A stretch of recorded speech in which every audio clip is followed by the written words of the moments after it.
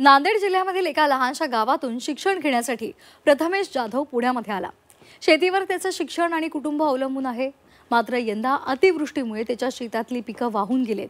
त्यामुळे शिक्षणासाठीचा खर्च आता भागवायचा कसा याची चिंता त्याला लागली आहे। प्रथमेशला गरज आहे आर्थिक मदतीची, त्यामुळे तुम्ही त्याला थेट आर्थिक मदत करू शकता।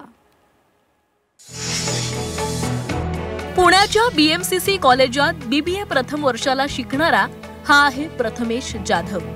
नांदेड जिल्ह्यातील माहूर तालुक्यातील हडसणी या लहानशा गावातून प्रथमेश पुण्यामध्ये शिक्षणासाठी आला।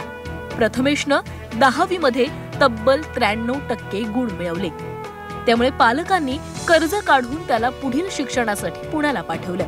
प्रथमेशनं सीईटीला चांगले पर्सेंटाईल पाडून बीबीएला प्रवेश मिळवलाय। मात्र गावाकडे पैनगंगा नदीला एकदा नव्हे 3दा महापूर आल्यानं त्याच्या शेतातील सोयाबीनचं पीक वाहून गेलंय। तसंच शेती ही खरडून गेलीये।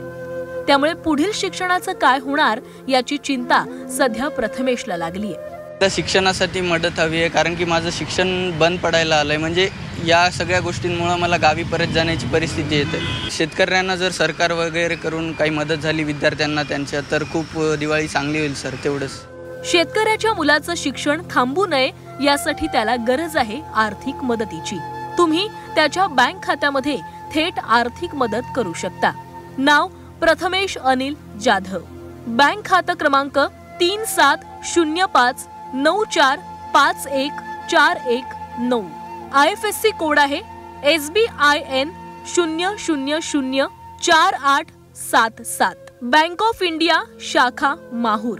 जीपे क्रमांक आहे 8459557198।